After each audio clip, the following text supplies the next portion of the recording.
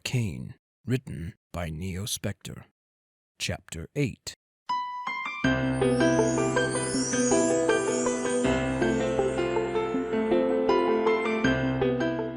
The days leading up to the actual expedition were uneventful. Yuki said goodbye to Sugar, though the mage appeared to have more things to say.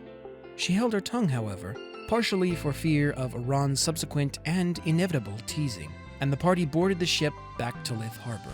They did argue for a bit about who should write the preliminary report to Nineheart, though due to her comment that Mr. Roboto could get it done faster and photocopy it, Layuva was stuck with the task, grumbling about how Belle would have found it funny.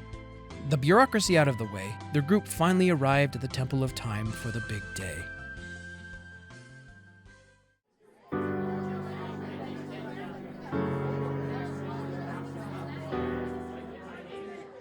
Their expedition had drawn quite a crowd of people, much to Tyr's chagrin, as she was forced to transform into her poofy battle outfit to avoid revealing her identity. The crowd outside the temple parted to make way for the party, who were dressed in full armaments. Yuki led the way, the black and blue penciler suit and cape, with his sword strapped to his back, the Brisser Zweihander. The blade was as long as his back, with the fancily curved handle sticking up over his right shoulder. Usually he wore his red barboot helmet, but lately he had abandoned it for the sake of better speed. Aran followed Yuki, her green top and bottom contrasted against her dark skin, and her fur coat rested lightly on her shoulders. Maha was strapped to her back, behind the cloak. Xenon walked next to Aran. His black suit lined his body perfectly, and the blue ornaments on the outfit matched the ones embedded in his skin. His whip blade was securely fastened at his hip, and it glowed an electrical blue. Tyr, that is, the angelic Buster, came up behind them in her typical flashy outfit. Her soul shooter covered her right hand, and she used it to produce blasts in the shape of hearts every now and then. "Give 'em a show," Escalade had said, and a show she gave them.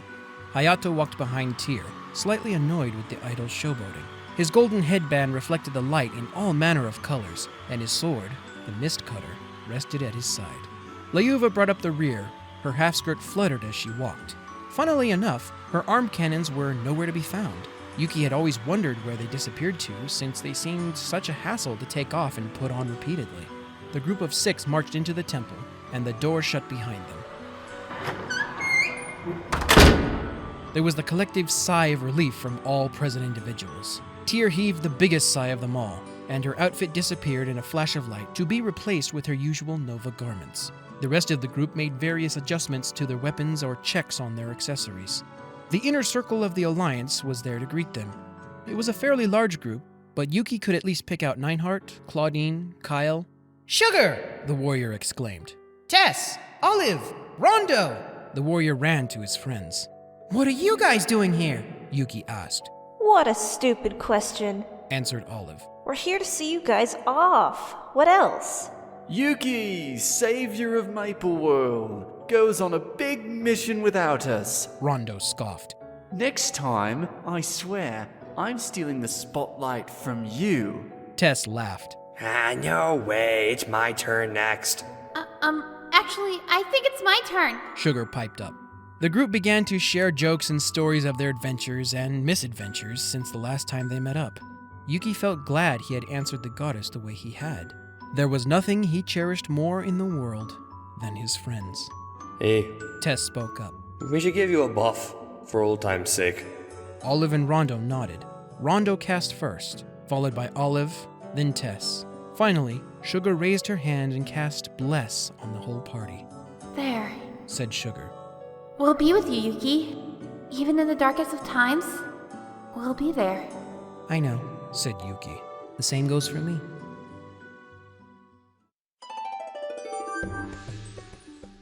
Aran grinned as she saw 2 familiar figures who were chatting in a corner of the temple's foyer. She quickly approached the duo. "Careful, Shade," she said as she came into hearing range of the 2. "Say the wrong thing and you'll be doing 1,000 sit-ups." Lillian glared at the legendary warrior with cold blue eyes. "Would you like to do 1,000 sit-ups, hero?" Aran tugged at her collar and gulped slightly. Shade chuckled. "I was just describing the benefit of my meditations in Mulung," the forgotten hero quipped. "It sounds like you don't want a vacation.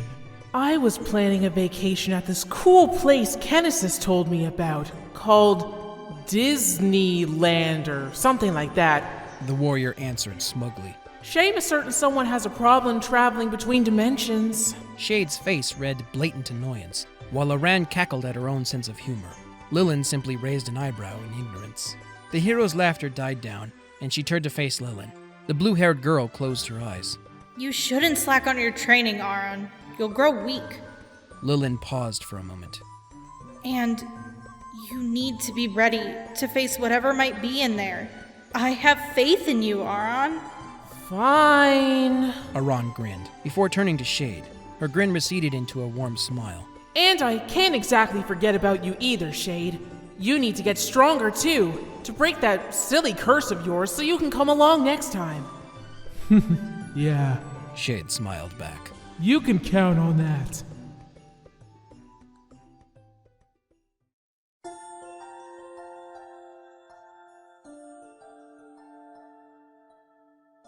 The two Nova teens embraced when they found each other.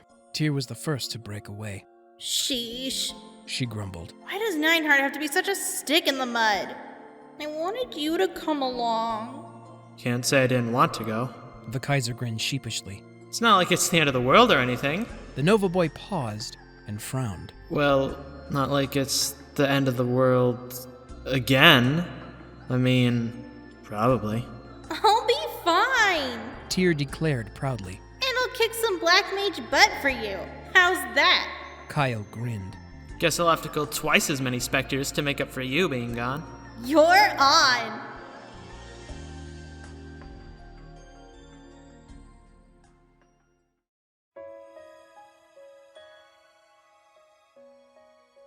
Hayato had expected to encounter Kana, given her dealings with the Alliance, or maybe a letter from Princess Sakuno.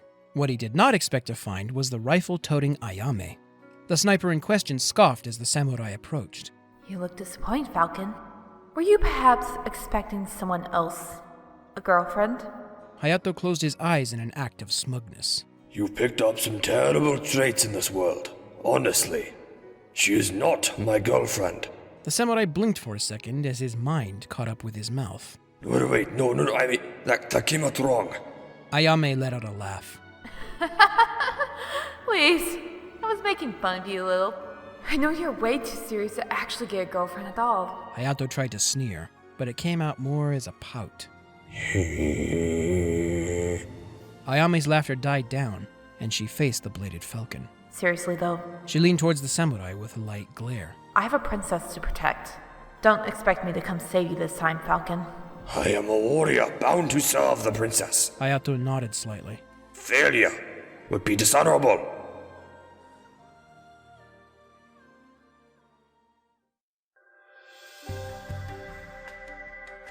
Lyuva, Claudine started. you're here representing the Resistance in this mission. Yep. The blaster responded. So I expect you to perform at your absolute best. Righto. As well as showing up that snobby half-glasses. Well, duh. The leader of the resistance nodded, and then turned to her cyborg childhood friend. The two stared at each other for a minute. Claudine, Xenon started. Hold up. Lyuva interrupted. Wait just a second, dear. As much as I would love to listen to your stupid sappy feelings and watch the absolute soap opera that is your love life, Claudine, Hey, I don't! I'm actually going to move off and find something a little less hormonal. Later, Doc. And with that, the blaster disappeared into the crowd. Claudine made a mental note to stuff the leftover Nepenthe honey into Lyuva's spare gauntlets. The thief sighed. Sorry. What were you going to say, Xenon? The cyborg paused and then chuckled. Nothing. He responded. It's just that I feel much more human around you. Your appearance is what triggered my first few memories, and now I have so many more. I just wanted to thank you, Claudine.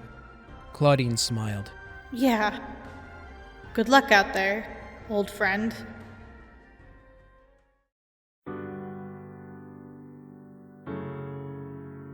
Your attention, please! Neinhard shouted over the crowd. Attention, please! Everyone present turned to Neinhardt, who stood dead center in the temple foyer. Behind him was the dramatic scene of the gate to the present, the very portal the group of explorers would be walking through any minute now. To Neinhardt's right stood a Cygnus Knight, who held some indeterminate items in his hands. To Neinhardt's left stood the temple's head priest, presiding over the area. As soon as he had everyone's attention, the tactician addressed the crowd. I'll keep this brief. We are sending 6 of our own to explore something that is undoubtedly fraught with danger. But I have faith that they will do well, and everyone here should share that faith if you truly consider these people to be your friends. The crowd was silent.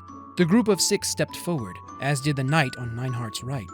The knight held out the item in his hands, a pile of small bags, each the size of a watermelon. These are bags of holding, Neinhardt explained. a notable item in of itself, capable of storing items in extra-dimensional space. Contained within these bags are your basic provisions, food, water, potions, and the like. There is also additional equipment that serve a variety of purposes, a fairly basic inventory for this mission. The knight distributed the bags to each of the party members. I said I would keep this brief, so I will, said Neinhardt. Good luck. And with that, he walked off to the side. The party stood directly in front of the swirling portal. Yuki could feel a chilly draft coming from beyond the vortex. Not cold like Elnath, more like the chill of morning. The warrior's thoughts were interrupted, however, by a tap on his shoulder. He turned to see the head temple keeper, looking a touch worried. Young hero, the temple keeper began. Do you remember the last time you came here? You met with that poor lost soul, the one who had amnesia? Yuki nodded. Keo, he said, the amnesiac temple keeper who was the spitting image of Yuki himself. What of him? The head keeper took a breath. A short while ago, he entered the portal alone. I should have watched him closer. I think he went in search of his memories. The keeper looked downtrodden at the floor. Yuki nodded in understanding. I'll bring him back. Don't worry. The head keeper nodded back, fixing his glasses, and stood off to the side. Yuki glanced at his teammates. His teammates glanced back at him, and each other. Finally, 6 pairs of eyes rested on the door ahead. Let's go, Yuki commanded, and the group stepped forward.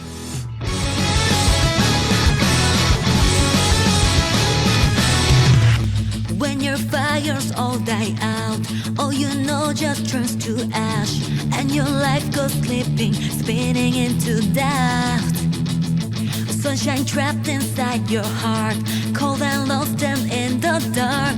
Looking back on all this, nobody was there. Nothing left to lose, gotta find the you that's